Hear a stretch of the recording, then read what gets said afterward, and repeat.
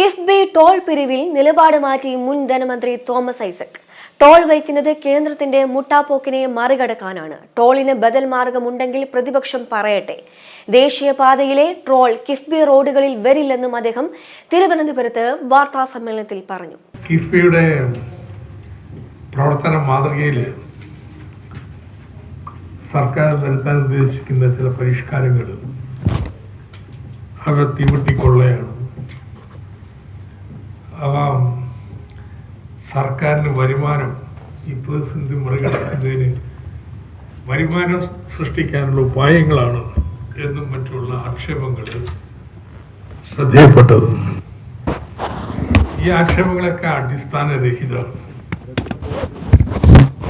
അവ കേരളത്തിന്റെ വികസന മുന്നേറ്റത്തെ തകർക്കുന്നതിനുള്ള കുൽസിത നീക്കങ്ങൾ മാത്രമാണ്. ഒരു വലിയ ആക്ഷേപം ഞാൻ അസംബ്ലിയിൽ പറഞ്ഞത്രേ, കിഫ്ബി ടോളുകളൊന്നും പിരിക്കാത്ത ഒരു വികസന മാതൃകയാണ്. ഏറ്റവും വലിയ എതിർപ്പ് ഇന്നത്തെ പ്രതിപക്ഷ നേതാവ് വി ഡി സതീശനാണ്.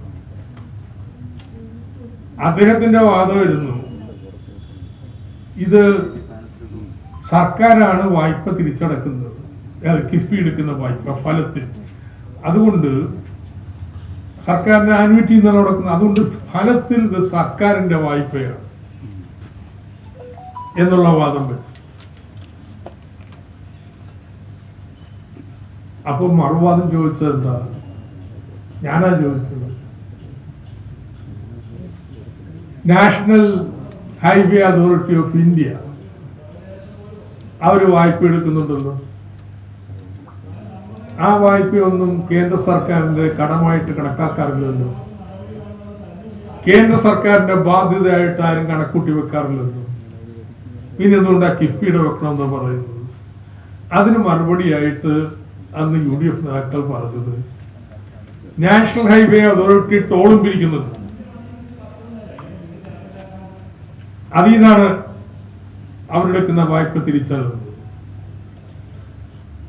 കിഫ്ബി ടോൾ പിരിക്കുന്നില്ല, റവന്യൂ മോഡലല്ല.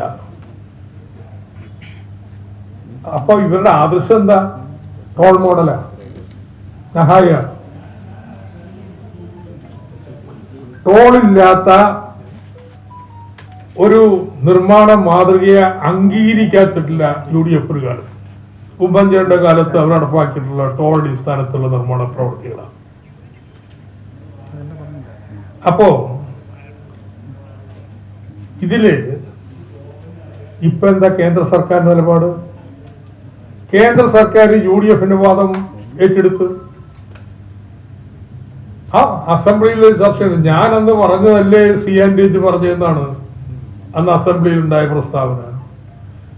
CNDH 2019 ഒരു ബോംബ് പൊട്ടിക്കാൻ വേണ്ടി അസംബ്ലി കൂടുന്നതിന് മുമ്പ് ഇത് സംസ്ഥാന സർക്കാരിന് നേരിട്ടുള്ള വായ്പയായിട്ട് കണക്കാക്കേണ്ടതാണ്, ഭരണഘടനാ ലംഘനം നടത്തിയിരിക്കുകയാണെന്ന് ഉള്ള രീതിയിൽ പരാമർശങ്ങളോടെ വന്നു.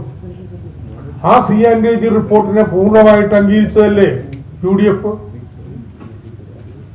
എത്ര സമയമാണ് അസംബ്ലിയിൽ അതിനു വേണ്ടി കളഞ്ഞിട്ടുള്ളത്? എന്ന് വെച്ചാൽ ടോൾ മോഡൽ ഇവർ അംഗീകരിക്കുന്നുള്ളൂ. ഇന്നിപ്പോ വന്ന് കേന്ദ്ര സർക്കാർ ശുദ്ധ ആനുവിറ്റി ആണെങ്കിൽ പോലും വായ്പ തിരിച്ചടക്കുന്നത് സർക്കാരിന്റെ ആനുവിറ്റിയിൽ നിന്നായതുകൊണ്ട് ആനുവിറ്റി മോഡലും വായ്പയാണ് എന്ന് പറഞ്ഞു സംസ്ഥാന സർക്കാർ. അപ്പൊ ലളിതമായൊരു ചോദ്യമാണ് പ്രതിപക്ഷ നേതാവ് വി ഡി സതീശനോട് എനിക്ക് ചോദിക്കാനുള്ളത്. കിഫ്ബി 67,437 കോടി രൂപയുടെ 1140 പ്രൊജക്ട് ഇൻഫ്രാസ്ട്രക്ചർ പ്രൊജക്ടുകൾ നടപ്പാക്കിക്കൊണ്ടിരിക്കുകയാണ്. ഇതിനു പുറമെ 20,000 കോടി രൂപ ഭൂമി ഏറ്റെടുക്കുന്നു. ഇതിലെ പ്രൊജക്ടുകളെല്ലാം വേണമെന്നല്ല വേണ്ടെന്നൊന്നും ജനങ്ങൾ പറഞ്ഞിട്ടില്ല കേട്ടോ. ഇന്നിപ്പോ കടലോരത്തെ നിവാസികളുടെ ഏറ്റവും വലിയ ആവശ്യം കടൽ ഭിത്തിയാണ്. മലയോരവാസികളുടെ ഏറ്റവും വലിയ ആവശ്യം വന വേലിയാണ്. ഇതിനൊക്കെ വേണമെന്നുണ്ടെങ്കിൽ ഇതുവഴിയേ പറ്റത്തുള്ളൂ.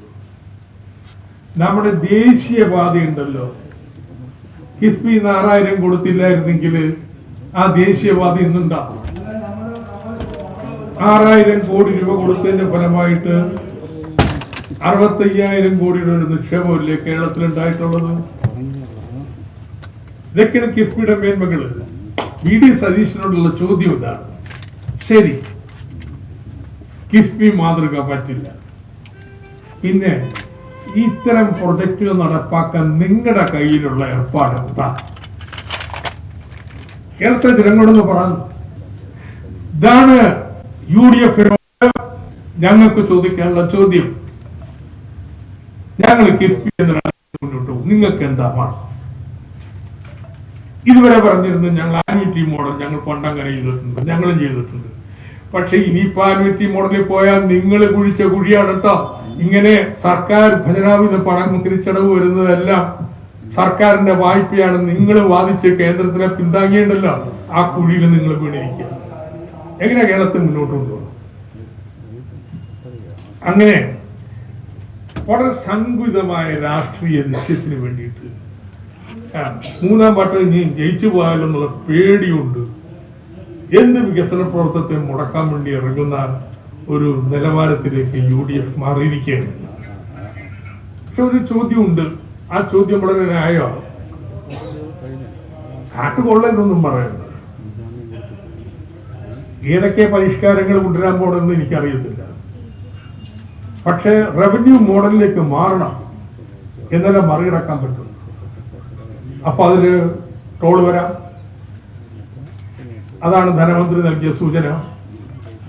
അപ്പോൾ ചോദ്യം ഇന്നും ഉണ്ട് ചില പത്രങ്ങളിൽ, ഇങ്ങനെ ടോൾ കൊണ്ട് മനുഷ്യന് യാത്ര ചെയ്യാൻ പറ്റാതെ വരുന്ന സ്ഥിതിവിശേഷ കേരളത്തിൽ.